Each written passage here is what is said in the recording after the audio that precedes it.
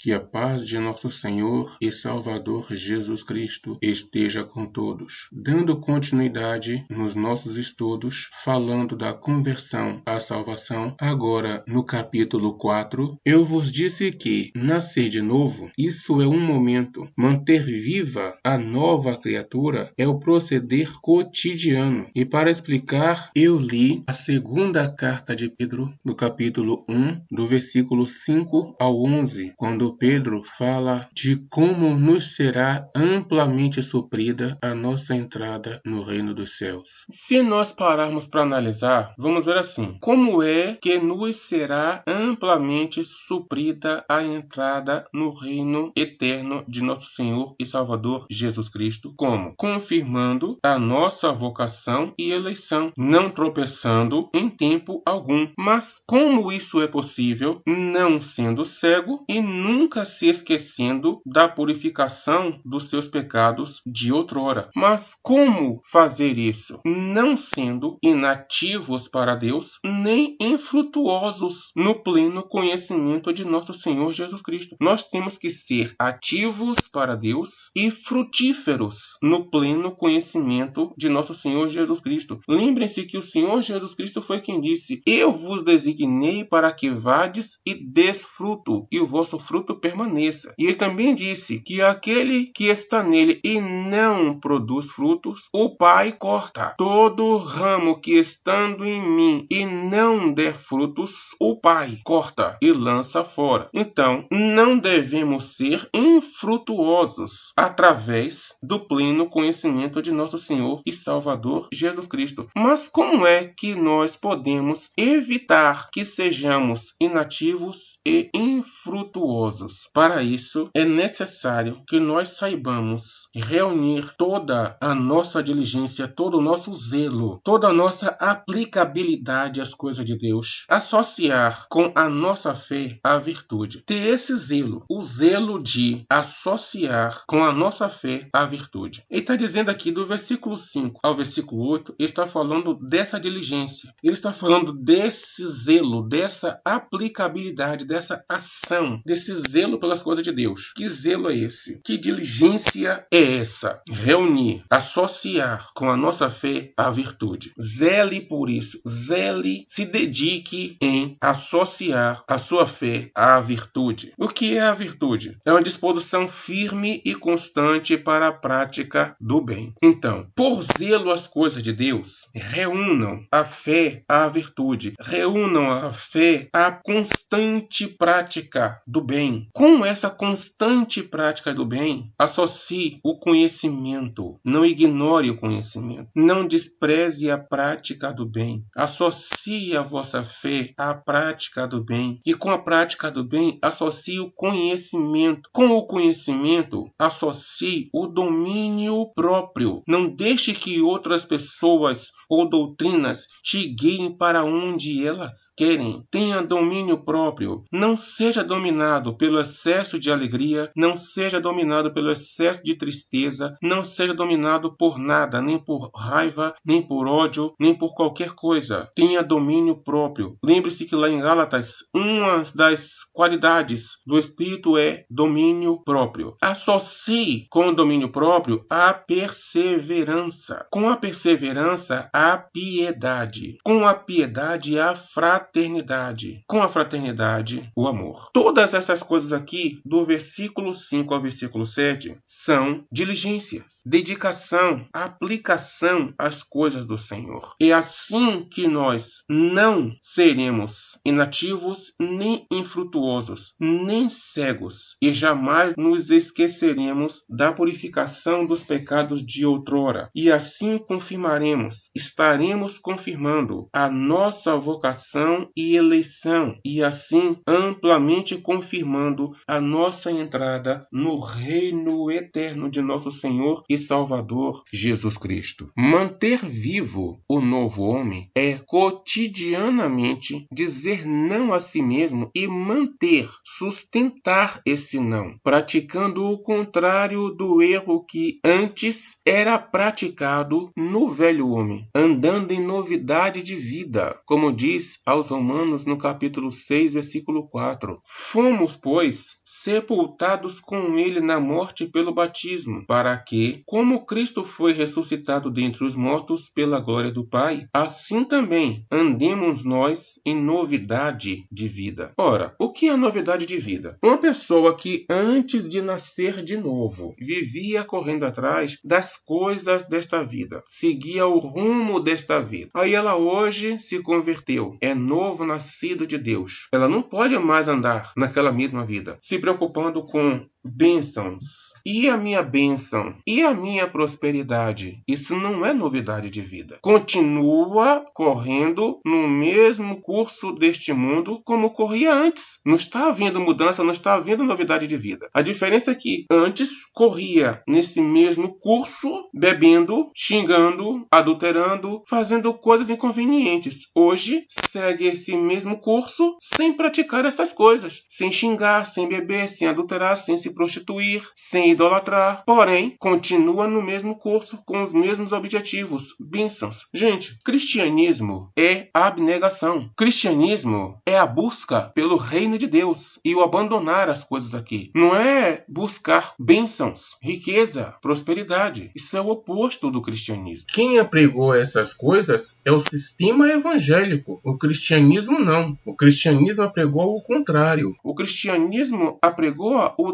desapego. O sistema evangélico é que ensina o apego e a busca por essas coisas. O cristianismo ensina o desapego, o desvalor a estas coisas. Ninguém pode abraçar o cristianismo e o sistema evangélico porque são opostos entre si. Quando em 1 João, no capítulo 3, versículo 9, diz que o nascido de Deus não vive na prática de pecado, nós temos que observar que quando se pratica algo do qual não se agrada, será esse sentimento de autodesagrado que o conduzirá a não viver pecando. Porque, como eu disse antes, aquele que é nascido de Deus não é a sua alma que deseja o pecado, mas, pelo vício do pecado no corpo, ele é forçado pelo seu velho homem a fazer aquilo que ele não quer. Então, a sua alma não pecou, porque a sua alma agora já não quer fazer isso. Quando se pratica algo do qual não se agrada, será esse sentimento de autodesagrado que o conduzirá a não viver pecando, como diz aos Romanos, no capítulo 7, versículo 15. Veja o que Paulo diz aqui: porque nem mesmo compreendo o meu próprio modo de agir, pois não faço o que prefiro, e sim o que detesto. Ele já está dizendo que a alma dele, do novo nascido de Deus, ele quer uma coisa, mas ele não consegue fazer. Ele faz o que ele detesta, ou seja, a alma dele detesta aquilo que o seu corpo está fazendo. Por quê? Porque essa alma agora é nascida de Deus. O que é nascido de Deus detesta tudo que Deus detesta. Só que o nascido de Deus agora está enfrentando o exército do velho homem. Ou seja, automaticamente a prática de pecado será cada vez mais desprezível e por isso menos praticada. Mas isso leva tempo. Vejamos o que diz 1 Coríntios capítulo 6, versículo 12. Todas as coisas me são lícitas, mas nem todas convêm. Todas as coisas me são lícitas, mas eu não me deixarei dominar por nenhuma delas. Sabe o que eu entendo com isso? Domínio próprio. Porque em um momento ele disse que o mal que ele não queria fazer, ele fazia. Mas o bem que ele queria fazer, isso ele não fazia. Isso é sinal de falta de domínio próprio. Enquanto que, em outro momento, ele já demonstra domínio próprio. Ele já diz que mesmo as coisas sendo lícitas, ele não se deixaria levar por nenhuma delas. O que é isso? Um domínio próprio que, em outra ocasião, ele não o tinha. Ou seja, com o passar dos anos, com a experiência, com o crescimento espiritual, com o fortalecimento espiritual e o enfraquecimento da força da carne, o novo nascido de Deus vai conseguindo o domínio próprio. E aí não se deixará levar por coisas que, mesmo sendo lícitas, não convém ao novo nascido de Deus. Gradativamente, o novo nascido de Deus, vai ganhando cada vez mais forças para dizer, não vou fazer e não faço. Ele vai realmente conseguir manter o seu não. Mas isso leva muito tempo, porque, por exemplo, os apóstolos do Senhor Jesus Cristo só conseguiram se firmar depois de velhos. Aí vem a pergunta, por que depois de velhos? Gente, principal motivo, hormônio. Depois de velhos, os hormônios têm menos força, menos produção, tá em decréscimo. Aí nisso aí acaba a força física, acaba a saúde, acaba a força da carne do pecado. Se diminui. Com isso, o novo nascido de Deus ganha terreno. O novo nascido de Deus começa a ganhar forças contra o pecado. Por isso que eu digo que é gradativamente, é progressivamente. Ele vai persistindo, nunca se rendendo, mesmo que tropeçando, mesmo que falhando, mesmo que cometendo erros. Ele tem a consciência de que ele está fazendo um erro que ele não queria fazer e Deus sabe que a alma dele não queria fazer e ele não se rende, continua não querendo fazer, mesmo fazendo, ele continua não querendo fazer, até que um dia esse não querer vai ganhando mais força, se tornando mais presente, mais constante, até que a carne vai perdendo terreno e o novo nascido de Deus vai ganhando terreno. Por isso que chega ao ponto dele dizer, todas as coisas me são lícitas, mas nem todas convêm. Sabe outra coisa que eu vejo com isso? Que nem todas as coisas lícitas convêm ao novo nascido de Deus. Lícitas. Porque o nascido de Deus sabe o que é pecado e que não deve cometer pecado. O problema é quando a carne pega o novo nascido de Deus nas coisas lícitas. Eu não vou aqui citar exemplo de coisas lícitas. Vamos pensar assim. Há coisas lícitas que não convém a homens casados. Há coisas lícitas que não convém a mulheres casadas, mas são lícitas, mas que só convém a pessoas solteiras. Há coisas lícitas que não convém a crianças, que só convém a adultos. Há coisas lícitas que não convém a idosos, só convém a crianças, mas são coisas lícitas, que se forem praticadas por quem não convém, torna-se pecado ou ridículo ou escândalo para alguém ou tropeço para alguém. Em outras palavras, em resumo, a carne se aproveita de coisas lícitas. E aí a carne pega coisas lícitas e as transforma em pecado. Mas são coisas lícitas. Como assim dominar? Porque se o novo nascido de Deus se entrega à prática de coisas que são lícitas, mas que vão alimentar a sua carne, que é sua inimiga, esse novo nascido de Deus vai se tornar servo dessas coisas que são lícitas. E por trás dessas coisas, ele se tornará servo da carne, ou seja, vencido pela própria carne, através de quê? De coisas lícitas. Aí eu volto àquele texto, aborrecer a sua própria vida. Vejam se isso não é aborrecer a sua própria vida. Você está pensando em fazer uma coisa que é lícita, mas você vai aborrecer a si mesmo não fazendo-a, não praticando-a. Você vai aborrecer a si mesmo. Você estará matando a si mesmo todos os dias. É isso que o Senhor Jesus Cristo fala. Você estará crucificando a sua carne com as suas concupiscências. Entendamos que praticar ou deixar de praticar é segundo a vontade do Espírito de cada pessoa, como diz o Senhor Jesus Cristo lá no Evangelho escrito por Marcos, no capítulo 7, do versículo 21 até o versículo 23.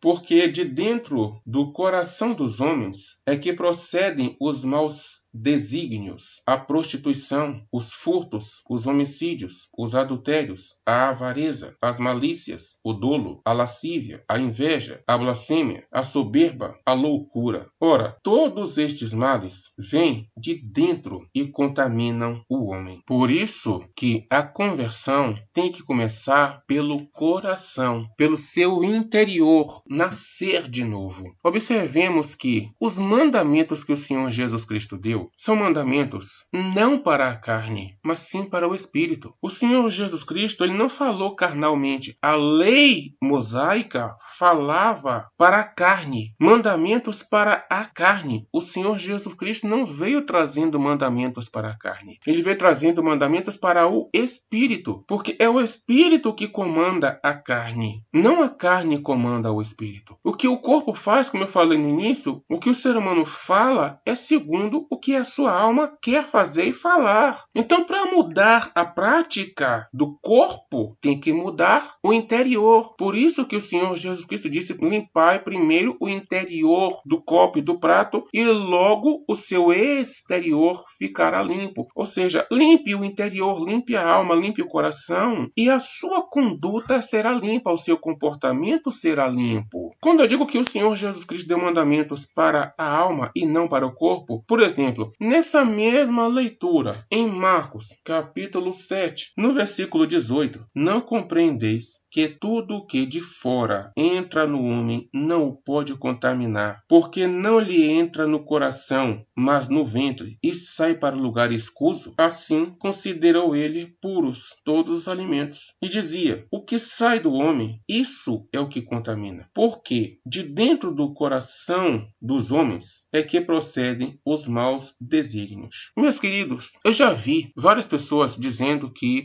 mas o que contamina o homem não é o que entra pela boca, mas sim o que sai da boca do homem. Vejamos assim: um servo do Senhor passando na rua vê um pastel caído na lama. Naquela lama tem todo tipo de podridão e de imundícias. Aquele pastel está podre, um bicho fedendo. Aí aquele servo de Deus para e pensa assim: o que contamina o homem não é o que entra pela boca, mas sim o que sai. Porque o que entra pela boca vai para o ventre e de lá jogado em lugar escuso. Significa que se aquele servo de Deus comer aquele pastel que estava na lama, pense nas impurezas que estão naquela lama, e o próprio pastel está podre, bichado, significa que aquele servo de Deus não vai adoecer? Significa que ele não vai ser contaminado? Meus queridos, ele vai ser contaminado sim, e ele vai adoecer sim. Porque os mandamentos que o Senhor Jesus Cristo deu não foi para o corpo físico, foi para a alma. Os mandamentos do Senhor Jesus Cristo são mandamentos espirituais, são mandamentos para serem praticados no espírito, na alma. Deus é espírito e procura adoradores que o adorem em espírito e em verdade. Quando o Senhor Jesus Cristo disse que o que contamina o homem é o que sai da boca, não o que entra pela boca, ele está falando do homem interior. Ele está falando do homem nascido de Deus, do homem do coração puro, contrito com Deus. Ele está falando do homem interior. Ele não está falando do homem exterior. Lembrem-se que a própria Escritura Sagrada diz que Deus não se agrada da aparência do homem. A carne, o corpo já está condenado à morte, porque o que importa para Deus é o homem interior, do coração puro. O que importa para Deus é esse. Foi para esses que Deus enviou, foi para esse homem interior que Deus enviou o Senhor Jesus Cristo, para ensinar a esse homem interior para reviver, para ressuscitar, para acordar, para despertar esse homem interior. E esse homem interior pôr em prática os ensinamentos do Senhor Jesus Cristo. Uma vez o homem interior pondo em prática os ensinamentos do Senhor Jesus Cristo, o corpo físico desse homem interior será de um comportamento exemplar, será de um comportamento não pecaminoso, será de um comportamento justo, será de um comportamento correto. Por isso o Senhor Jesus Cristo disse: limpa primeiro o interior e logo o exterior se tornará limpo. Então a preocupação tem que ser com o homem interior. Então, se aquele homem, aquele servo de Deus, comer aquele pastel, o corpo físico dele vai adoecer? Sim. Agora, não vai contaminar o homem interior. Aquele pastel podre não vai fazer adoecer o homem interior. Agora, aquilo que sai da boca do homem e entra no coração do outro, isso contamina, porque aquilo que a boca falou saiu de onde? Do interior. O que sai do interior tem o poder de contaminar o interior de outra pessoa. Por isso que o que contamina o homem é o que sai da boca do homem, porque o que sai do interior, sai do coração e tem o poder de entrar no coração de outra pessoa. Por isso que ele diz: limpai o interior.